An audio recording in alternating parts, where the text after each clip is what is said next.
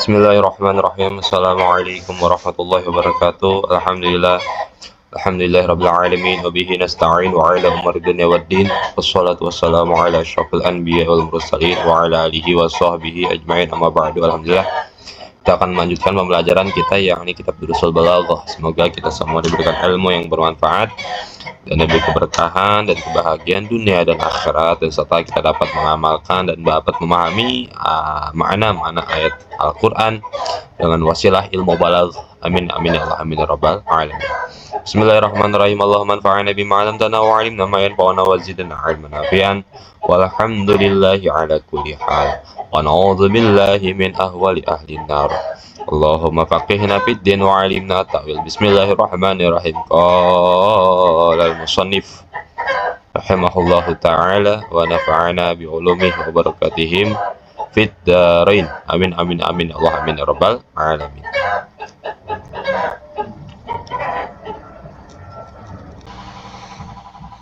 Wa fasahatul mutakalimi, dan bermula fasahatul mutakalim. Apa itu fasahatul mutakalim? Malakatun itu kemampuan, yaktadiru yang mampu itu mutakalim, ya, yang mampu si mutakalim biha dengannya itu malakah, ala ta'biri atas mengungkapkan anil maksudi dari maksud tujuan, bikalamin fasihin dengan kalam yang fasih, fi ayyi ghordin pada tujuan apapun, karena yang ada itu ghordin.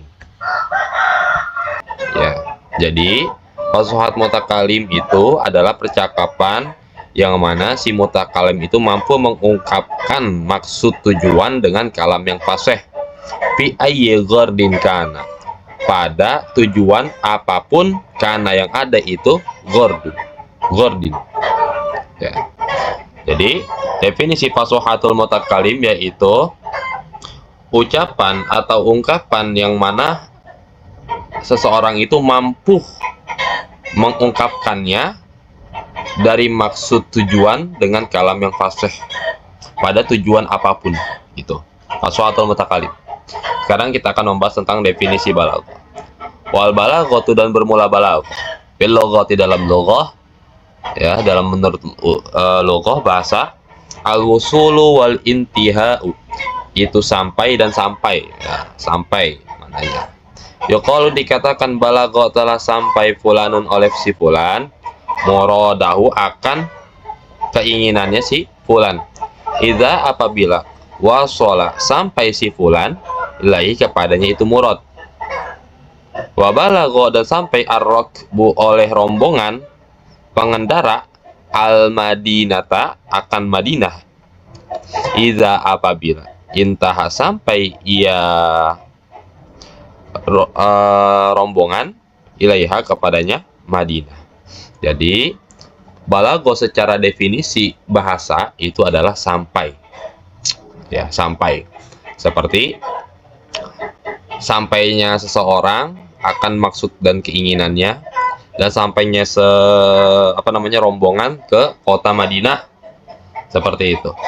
Itu secara definisi bahasa. Sekarang secara definisi istilah, wataqa'u dan terjadi ianya balaghah fil istilahi dalam menurut istilah, wasfan itu sebagai sifat lil kalami bagi kalam, wal mutakalimi dan mutakalim. Jadi balaghah itu ya sifat yang melekat pada kalam dan si mutakalim. Nah, sekarang kita akan bahas fabalaghatul kalami, maka bermula balaghatul kalam. Apa itu yang dimaksud balaghatul kalam? Yaitu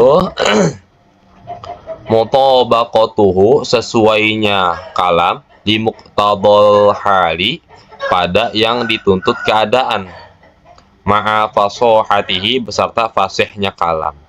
Jadi balaghatul kalam yaitu sesuainya ucapan atau perkataan pada yang dituntut keadaan, yang maksudnya itu dia itu berbicara sesuai dengan keadaan, yang mana pembicaranya itu fasih. Nah, ada dua rukun yang mana kalam itu dikatakan balaghah. Satu, kalam harus sesuai dengan muqtadul hal. Kedua, kalam harus fasih. Nah, kalam-kalam fasih kan kita bahas tuh sebelumnya tuh. Tinggal ditelaah lagi sama kawan-kawan. Wal halu dan bermula hal yusamma dan dinamai ia hal bil makomi dengan makom. Nah, hal disebut juga dengan makom. Jadi sama antara keduanya, ya. Keduanya tuh hal dan makom itu sama. Bedanya jika hal itu berkaitan dengan zaman. Tapi kalau makom itu berkaitan dengan tempat. Nah,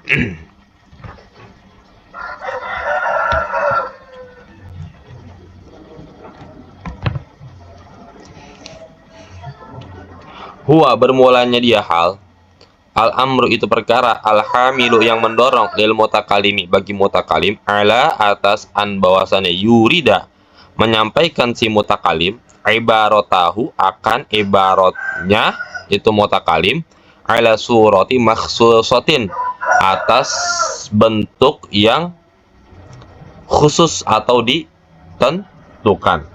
Nah, jadi ya,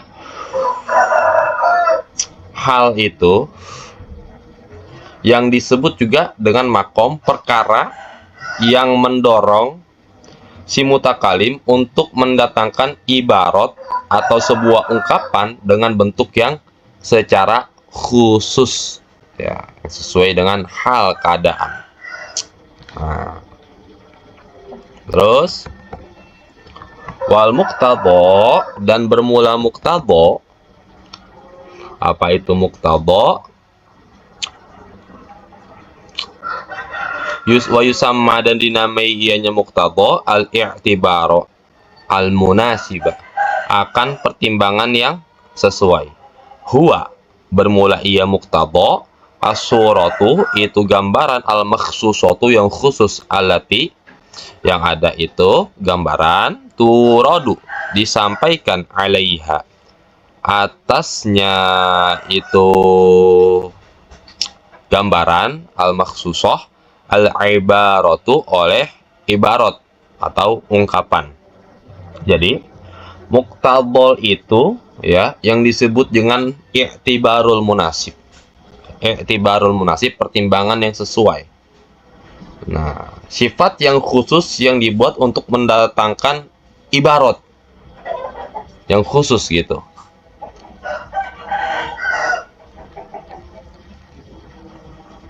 Nah, masalah umpamanya al-madhu bermula pujian, halun itu keadaan, yad'u yang mendorong, li'irodil ibarati untuk menyampaikan ibarat, ala suratil itnabi atas bentuk itnab. Nah, atas bentuk itnab. Itnab itu artinya panjang ya. Wa zakaul mukhatabi dan bermula cerdasnya mukhatab, halun itu hal keadaan, yad'u yang mendorong ianya hal, li'iradiha untuk mendatangkannya ibarat, ala suratil ijazi atas bentuk ijaz ringkas. Fakullun maka bermula setiap satu ya, minal madhi dari pujian, wazakai dan kecerdasan, halun itu kondisi, wakulun dan bermula setiap satu, minal itnabi dari itnab, wal ijazi dan ijaz, muqtadon itu muqtadha, wa iradul kalami dan bermula menyampaikannya kalam, ala suratil itnabi wa atas bentuk itnab, awil ijazi atau ijaz, mutabaqatun.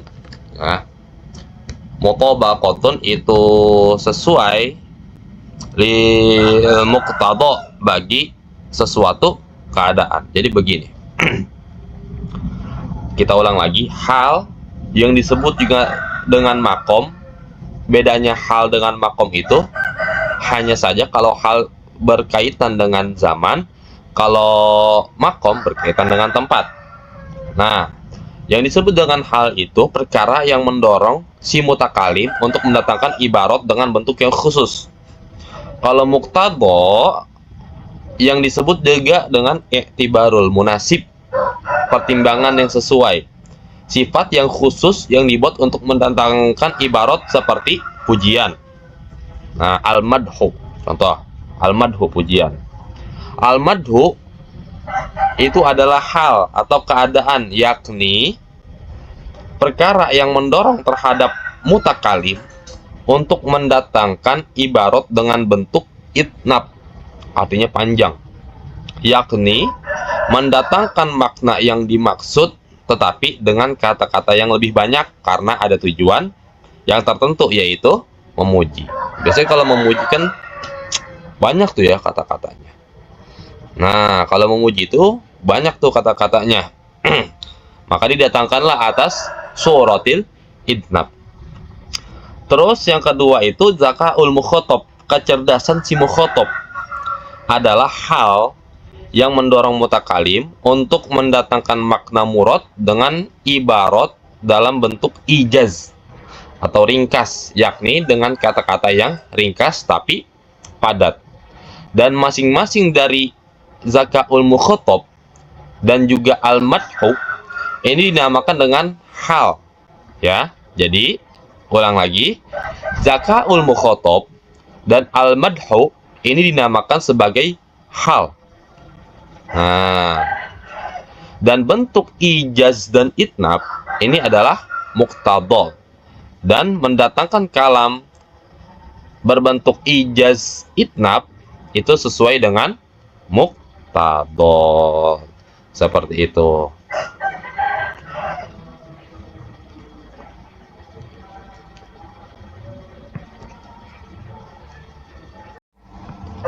Nah, contoh mudahnya seperti ini, ya. Contoh mudahnya seperti ini, yang al-madhu, ya, pujian mendatangkan dengan bentuk itnab, ya, mendatangkan ibaratnya dengan bentuk itnab, seperti guru, kita memuji seorang guru lah. Guru kami sangat baik, beliau tidak hanya mengajar tetapi juga mendidik, membimbing, dan menjadi teladan dalam setiap ucapan dan perbuatannya. Nah, seperti halnya dalam doa, ya kan, doa kan kita kan dianjurkan kan, adat dalam berdoa kan harus memuji dulu kepada Allah kan, memuji yang panjang baru mulai dengan doa. Nah, seperti contoh yang tadi, kita memuji seorang guru, guru kami sangat baik, beliau tidak hanya mengajar, tetapi juga mendidik, membimbing, menjadi teladan dalam setiap ucapan dan perbuatannya. Sebenarnya, cukup dengan kalimat atau bahasa, guru kami sangat baik, udah, gitu. Tetapi, karena halnya adalah memuji, maka ditambahkan keterangan panjang agar lebih terasa agung. Nah, itu mendatangkan ala suratil itnab. Terus zakaul mukhotob halun yad'u li iradiha ala suratil ijaz, seperti ini. Contoh mudahnya, Ali berkata kepada temannya yang pintar, cukup belajar sungguh-sungguh, sukses akan datang, gitu. Ringkas tapi maknanya udah jelas. Kalau belajar serius pasti berhasil. Karena lawan bicara mudah menangkap maksud, maka kalamnya ijaz, seperti itu.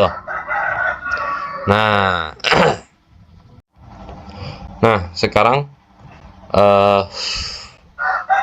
membahas balaghatul mutakalim.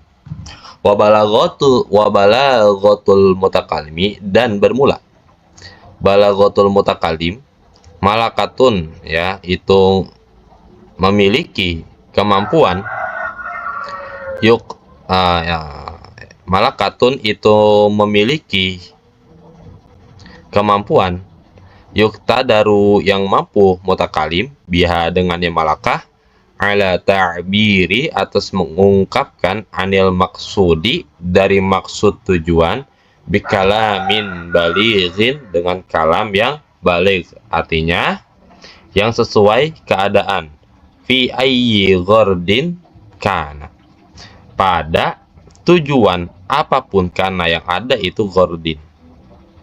Nah, jadi balaghatul mutakalim yaitu kemampuan yang mampu si mutakalim untuk mengungkapkan dari maksud tujuan dengan kalam yang balik, dengan kalam yang sesuai pada tujuan apapun yang ada. Itu tujuan. Seperti itu. Itu balaghatul mutakalim. Bayang arafu dan diketahui. Ya. At-tanafuru oleh tanafur bizauqi dengan rasa yang sehat. Nah, tanafur itu dapat diketahui dengan rasa yang sehat. Wa mukhalafatul qiyasi dan bermula mukhalafatul qiyas ya, itu dapat diketahui dengan bisorfi, dengan ilmu sorof. Nah, udah kita bahas tuh ya yang pertemuan kemarin. Wa dha'fu ta'lifi dan bermula dha'fu ta'lif, lemahnya susunan, wa ta'kidil lafzi dan ta'kid lafzi itu dapat diketahui dengan binahwi, ilmu nahwu. Nah, wal gharabatu dan bermula gharabah itu dapat diketahui dengan bikasratil itla'i ala kalamil arabi. Itu dapat diketahui dengan banyaknya menelaah atas kalam-kalam Arab. Wa ta'kidu dan bermula ta'kid al-ma'nawiyu yang maknawi itu dapat diketahui dengan bil bayani, ilmu bayan. Wal ahwalu dan bermula kondisi, wa muqtadayatuha dan hal yang dituntut ahwal, bil ma'ani itu dapat diketahui dengan ilmu ma'ani. Ya, itu ya. Kalau tanafur ya, itu dapat diketahui dengan zauk, dengan rasa yang sehat. Seperti itu. Tapi kalau mukhalafatul qiyas ya, yang menyalahi dengan aturan qiyas, nah itu dapat diketahui dengan ilmu sorof. Seperti itu. Nah, kan kemarin kan udah tuh ya bahas tentang tanafur huruf ya. Seperti apa ya kan, apa huwa itu. Nah, itu dapat diketahui dengan rasa ya. Terus juga mukhalafatul qiyas dapat diketahui dengan ilmu sorof. Seperti apa? Lafadz bukun, yang mana dia itu seharusnya abwakun, mengikuti wajan af'alun. Nah, wa dha'fu ta'lif dan selanjutnya itu dha'fu ta'lif ya, lemahnya susunan. Itu dapat diketahui dengan ilmu nahwu ya. Seperti itu. Maka kalau misalkan kita ingin mempelajari ilmu balaghah, maka harus pondasi dasarnya itu paham ilmu nahwu ya. Kalau udah paham ilmu nahwu, belajar balaghahnya udah enak. Seperti itu.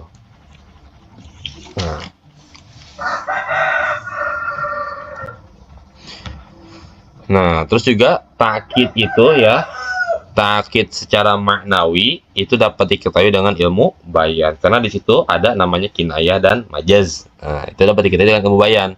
Terus kalau hal dan muktadol, kalau hal dan muktadol itu dapat diketahui dengan ilmu ma'ani. Seperti itu. Nanti setelah ini ada bab ilmu ma'ani. Fawajaba, maka wajib ala talibil balaghati, atas pelajar balaghah, ma'rifatul loghati, oleh mengetahuinya ilmu bahasa, wasorfi dan ilmu sorof, wa nahwi dan ilmu nahwu, wal ma'ani dan ilmu ma'ani, wal bayani dan ilmu bayan. Maka unihi beserta keadaannya si tolib, salimat zauqi itu selamatnya rasa, kasirol ittila'i banyaknya menelaah ala kalamil arabi, atas kalam Arab. Nah, jadi kesimpulannya itu ya, orang yang ingin mendalami ilmu balaghah harus mengetahui ilmu lughah, ilmu bahasa, terus juga ilmu sorof, ilmu nahwu, ilmu ma'ani, ilmu bayan. Di samping itu dia harus mempunyai zauqus salim, rasa yang selamat dan juga sering melihat menelaah kalam-kalam Arab. Dengan apa kita menelaah kalam-kalam Arab? Dengan memperbanyak baca kitab. Itu salah satu cara agar supaya kita apa namanya ya, untuk memperdalami ilmu balaghah, agar kita dapat mengetahui mana kalam yang gorobah, mana yang bukan gorobah, seperti itu. Nah, mungkin itu aja yang bisa saya sampaikan. Kurang lebih mohon maaf, bila kesalahan mohon dikoreksi aja. Wabillahi taufiq walhidayah. Wassalamualaikum warahmatullahi wabarakatuh.